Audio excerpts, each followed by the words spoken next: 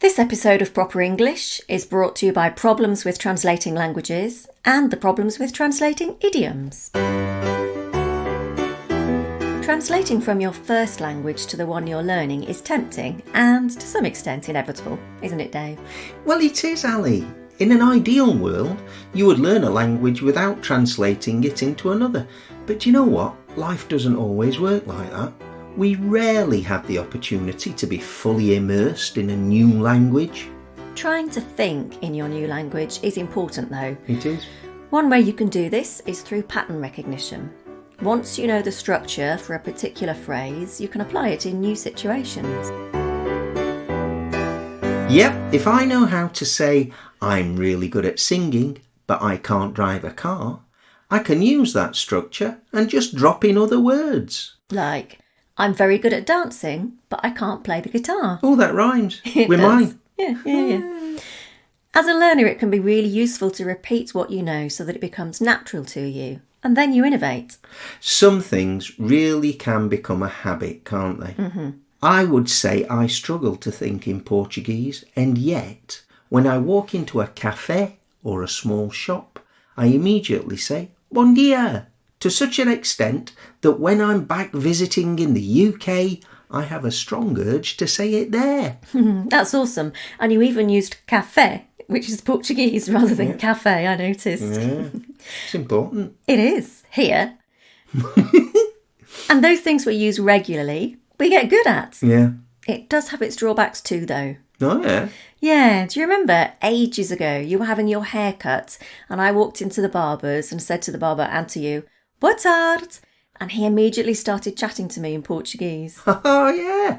I do remember that. It was a compliment, really, because he said that the way that you said Boa tarde sounded really native-like. Yup.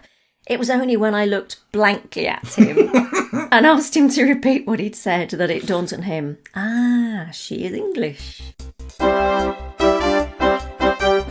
OK, so, translating. You know, we get official letters from the bank here, junk mail through the post and emails in Portuguese, of course, because we live in Portugal. Mostly, we can get the gist of what they say, but for the important details, we have to translate them into English. Technology is amazing, isn't it? Oh, technology's brilliant.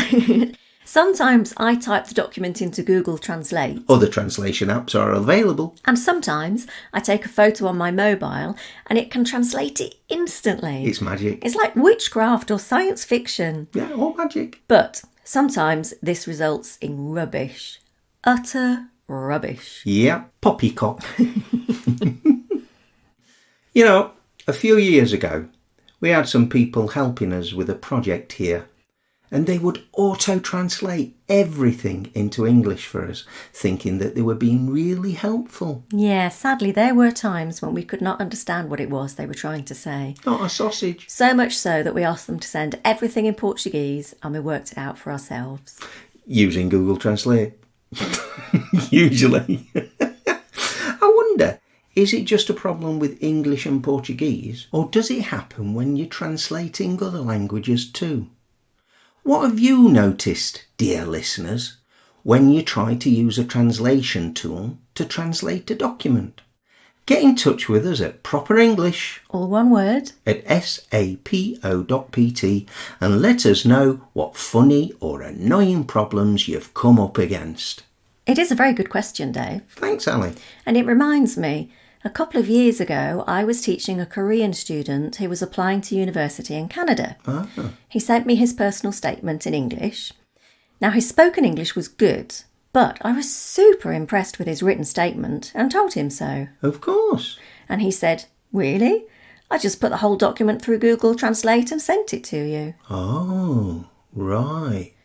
So, on that evidence, there's only one person though, it would seem that Korean to English in Google Translate is pretty accurate.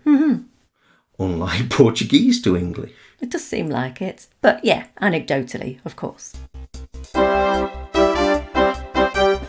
Let's try a couple of examples.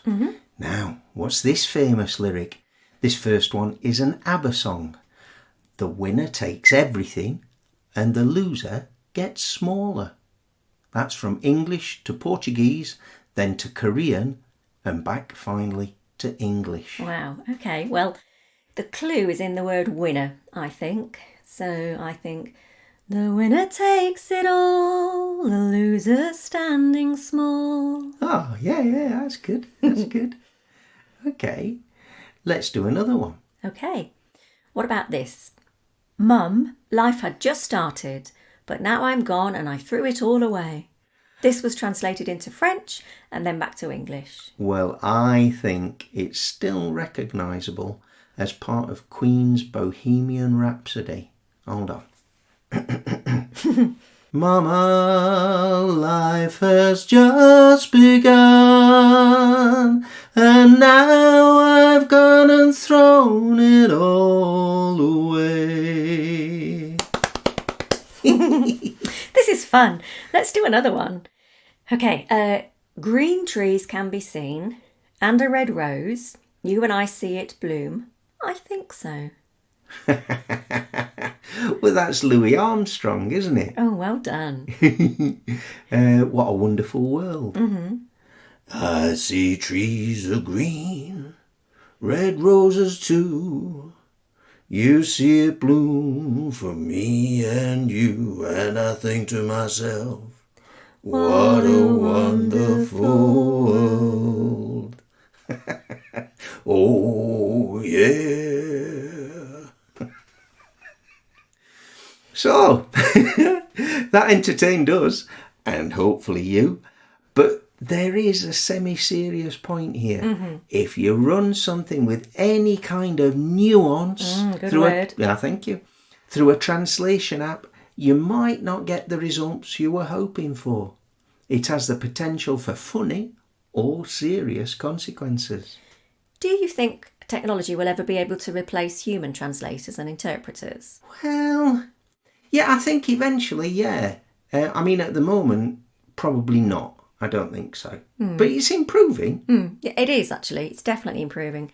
And I was discussing this with my student Wenlin in Shanghai, and she was saying that artificial intelligence will be able to do this one day. But, of course, it will only be as good as the linguists and coders who create it. That's it. Rubbish in, rubbish out. Mm-hmm. And now it's time for Idiom of the Week. To prove our point, we thought that rather than having a new idiom this week, we'd run some of the idioms we have talked about in previous episodes through a translator and see how they cope. What's first, Ali? Well, Dave, a couple of weeks ago we discussed talk the hind legs off a donkey. Translated into Russian and back to English, it becomes dissuade a donkey's hind legs. Well, it's kind of still recognisable, but I think the meaning's changed. And I think the position of the person that's talking about it has changed because he's at the front when we say it in English, but it sounds like he's at the back in Russian. Yeah, persuading the donkey not to kick him. Yeah. Okay. Now, how about this? I've translated an English idiom into Polish and back, and it comes out as northern oil burning. Well, I guess I can work it out, but it's definitely different now. Is it burning the midnight oil from episode 25? It is. Very clever. Have you got another one for me? I have. Go on then. What do you think could go wrong with a storm in a teacup? Okay. A typhoon in a teapot? A monsoon in a frying pan? I like it. No? That's hilarious.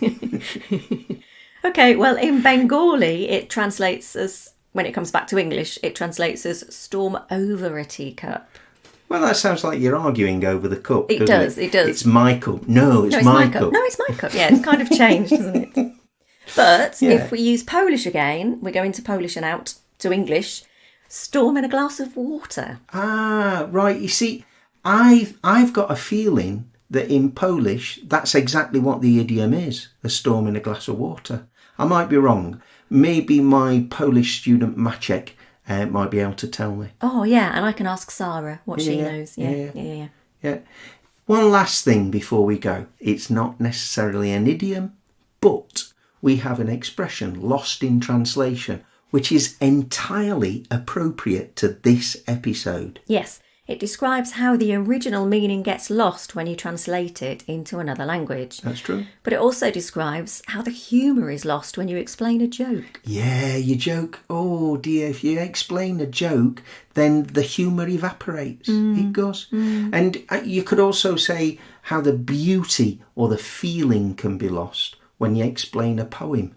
But not always. No, but the person that wrote it used the best possible words for it. And so when you then try to kind of retell it, it gets lost in the translation. Exactly.